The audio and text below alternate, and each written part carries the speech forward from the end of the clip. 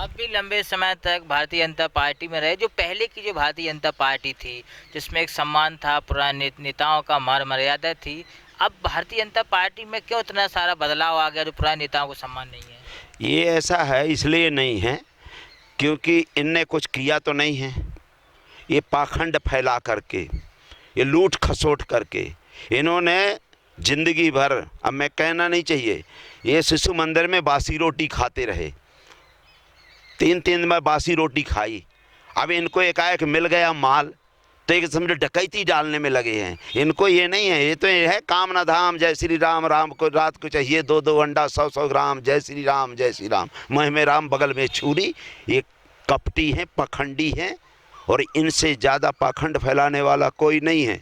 अगर आप ये लोग ही भारतीय जनता पार्टी का सर्वनाश करेंगे, दूसर नहीं। अगर ये घटिया लोगों को पहुंचाया गया जो जाति, आज भी जातिवाद को बढ़ावा दे रहे हैं, आज भी सामंतवाद को बढ़ावा दे रहे हैं, आज भी मनुस्मृति लागू करना चाहते हैं, आज भी गरीब SC ST OBC को अपने भगवान के दर्शन नहीं करने देते बगैर पैसे के, टैक्स दो। ये कंडक्टर बने हैं, बुकिंग करते हैं, ये बुकिंग करते हैं।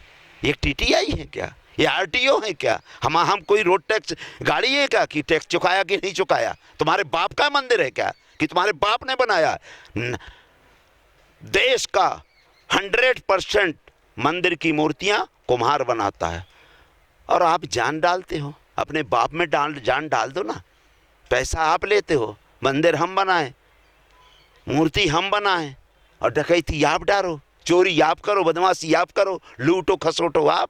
अपने बाप के, हमारे बाप के नाम से जो भगवान सबका है उसके नाम से लूटी करते हैं। और जब तक ये लूट करते रहेंगे, वो जमाना रमाना हो गया है, ये 90% जाग गया है और 90% उन्हीं लोगों को वोटिंग करेगा जो 90% की बात करेगा।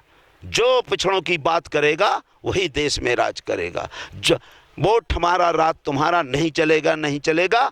और जो ज़मीन सरकारी है वो ज़मीन हमारी है। और अगर नहीं मानते हो और 100 में 100 से 90 है, 90 भाग हमारा है, नहीं दोगे तो दोबारा फिर वही घंटी हिलाओगे, बाबा जी का घंट हिलाते रह जाओगे, कभी आगे नहीं बढ़ोगे। इसलिए मैं आपके मत नमस्कार, आप देखें राजधानी समाचार। बात की जाए मध्य प्रदेश के बुंदेलखंड अंचल क्षेत्र की, जब बुंदेलखंड की बात होती है तो बुंदेलखंड का एक चर्चित जिला है छतरपुर। छतरपुर जिला महाराजा छत्रसाल की नगरी से जाना जाता है। उसी की विधानसभा है चंदला। चंदला से पूर्व विधायक हैं RD प्रजापति जी हैं। उस समय के नेता हैं जब भारतीय जनता पार्टी को क्षेत्र में ज़्यादा वजूद भी नहीं था। इन लोगों ने संघर्ष किया और धीरे धीरे पार्टी को खड़ा किया। आज भारतीय जनता पार्टी पूरे मध्य प्रदेश में कई कारणवश हो जाते हैं जो पार्टी से तालमेल नहीं बैठ पाता है और पार्टी टिकट भी नहीं देती। लोकसभा का ही मांगा था इनने 2019 में टीकमगढ़ लोकसभा से, वहाँ भी टिकट नहीं मिली। इस बार RD प्रजापति की 2023 में क्या रणनीति योजना है, राजनीतिक योजना बनाई है। OBC महासभा के साथ भी हैं, लगातार OBC ST SC की बात भी कर रहे हैं मध्य प्रदेश में बिल्कुल चुनिंदा शब्दों में। राजधानी समाचार में आपका स्वागत है। बहुत बहुत धन्यवाद आपके चैनल को। और मैं आपके चैनल के माध्यम से सभी SC ST OBC माइनॉरिटीज़ के लोगों को नमन करना चाहता हूं। और विशेषकर हमारा तो इस समय यही है कि जिसकी जितनी संख्या भारी उसकी उतनी हिस्सेदारी, और हिस्सेदारी को लेकर हम बहुत बड़ा आंदोलन कर रहे हैं। और SC ST OBC और भीम आर्मी और ये पूरे लोगों को JSS मिल करके हम बदलाव चाहते हैं, क्योंकि अपने देश को कमज़ोर करने का कारण एक ही है कि जो ये 90% तबका है ये पैरालिसिस है। और जब अपने शरीर का 90% भाग पैरालिसिस हो जाता है, लकवा लग जाता है, तो ये स्वस्थ नहीं रहता है। इसी तरह से जो हमारा समाज है, हमारा देश है, ये 90% लोगों को इनके अधिकार नहीं दिए जाते हैं। शासन प्रशासन और इनकी जाति जनगणना न होने के कारण इनके अधिकार न तो इनको पॉलिटिक्स में मिलता है, न इनको कोई चीज़ की भागीदारी में नहीं मिलता है। इसलिए हम तो ये चाहते हैं कि हम भारत के सब लोग रहने वाले हैं और संविधान के अनुसार हमारा मौलिक अधिकार है कि अगर 100 रोटी हैं तो 100 रोटी, एक एक रोटी सब लोग बाँटें। तो मैं तो 24 घंटा आज करीब साल भर से लगा हूँ कि जिसकी जितनी संख्या भारी उसकी उतनी हिस्सेदारी। और ये हम अगला चुनाव जो आने वाला है, हमें दल से मतलब नहीं, हमें दिल से मतलब है। जो हमारे SC ST OBC के लिए जो भी आदमी काम करेगा हम उसी को चुनाव जिताएंगे, हमें दल से मतलब नहीं है।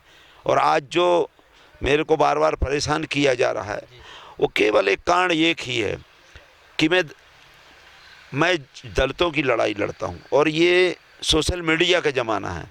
अगर सोशल मीडिया नहीं होता तो आज भी मेरी आवाज़ नहीं पहुँचती। मैंने तो आप देखा 26 जुलाई 2016 को विधानसभा से इस्तीफा दे दिया था, क्योंकि मैं क्षेत्र का नेता हूँ और क्षेत्र में लोगों की तकलीफ़ें बढ़ेगी और क्षेत्र में जनता ने मुझे चुना है। तो वहाँ हमारे यहाँ बालू आलू में और ये पूरे रोड ख़राब कर दिए थे तो उसके लिए इस्तीफा दे दिया था। मेरा विधायक अब 6 सीटों में से मैंने अपने बेटा को अकेले विधायक बनाया। मैंने भारतीय जनता पार्टी की लाज रखी, उनकी नाक रखी।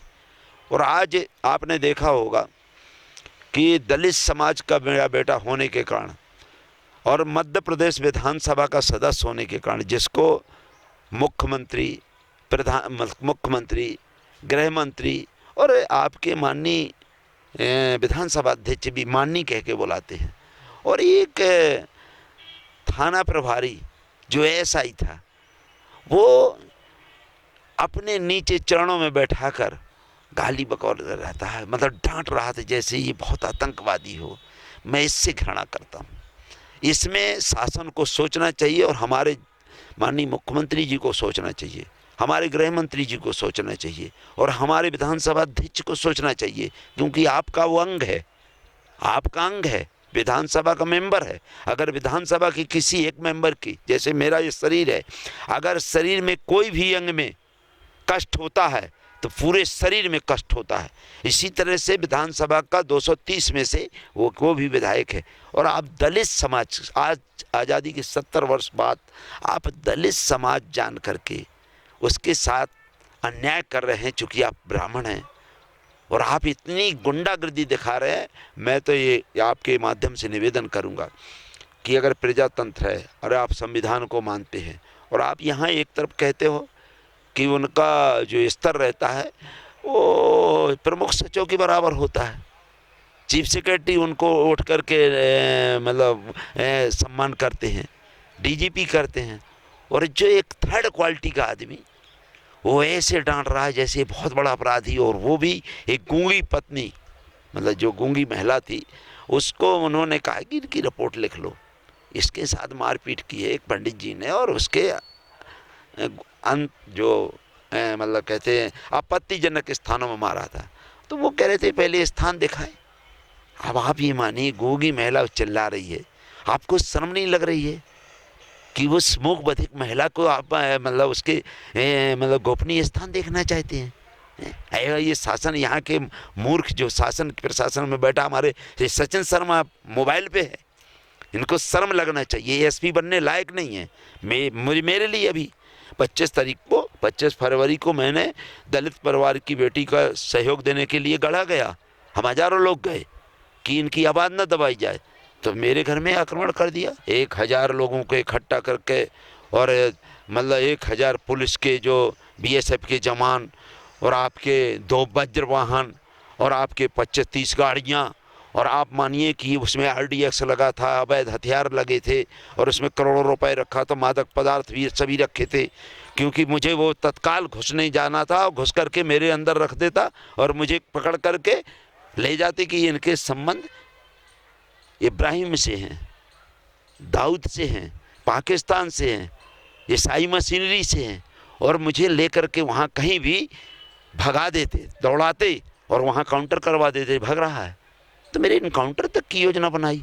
मैं तो ये कहता हूँ इनकी उच्च स्तरीय जांच हो और जो दोषी हो।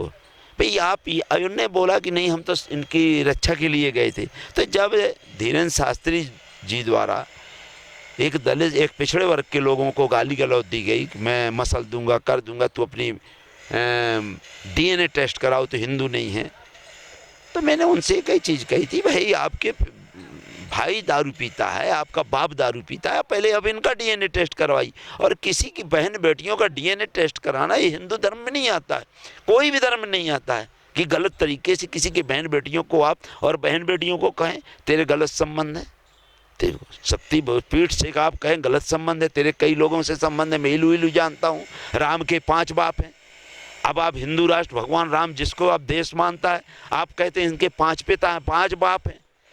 आप कह रहे रावण से मेरी बात हो सकती है, आप कहते हैं हनुमान को कहते हैं हलो हनु। मतलब इतना घटिया चीज व्यास गद्दी से बोलना। और हिंदू वाली वो मक्कार बाबा, वो गद्दार बाबा जो हिंदू धर्म के हितैषी बने हैं, उनको सालों के शर्म नहीं लगती है? उनके मुंह में दही जमा है कि भगवान राम के सेवक थे हनुमान जी। वो जब राम को ही नहीं छोड़ रहा है ये आदमी, तो ये कैसे हिंदू राष्ट्र की व्यवस्था कर सकता है? तो मैं आपको बता देना चाहता हूँ, ये मेरा मर्डर करवाना चाहते हैं और मैं शासन से निवेदन करना चाहता हूँ, माननीय मुख्यमंत्री से, प्रधानमंत्री जी से, माननीय राष्ट्रपति जी से, माननीय गृह मंत्री जी से, केंद्र के और आपके स्टेट के और आपके राज्यपाल जी से, कि चूँकि मैं दलित समाज का हूँ, मेरा डर बेटा दलित समाज का है और मैं SC/ST बाबा साहब के अम्बेडकर संविधान के अनुसार काम करता हूँ और मेरे काम में बाधा डालने वाले असामाजिक तत्वों से मुझे पूरा खतरा है। मेरी कभी भी जान ले सकते हैं और ये जान जब पुलिस ही करवा रही है, जब SP ही करवा रहा है, तो मुझे भरोसा नहीं है। मुझे बार आपकी गाड़ी पे जो है तोड़ाफोड़ी हुई पेट्रोल पंप के पास, ऐसी जानकारी वीडियो आई थी, क्या हुआ था? वही मैं कह रहा हूँ ना, मैंने धीरेन्द्र शास्त्री के जो उनके समर्थक हैं, उनने मुझे, जब मैंने ये कहा था कि अपने पिताजी का DNA टेस्ट करवाओ, उस समय मेरे प्राणघातक हमला हुआ था और मेरी मौत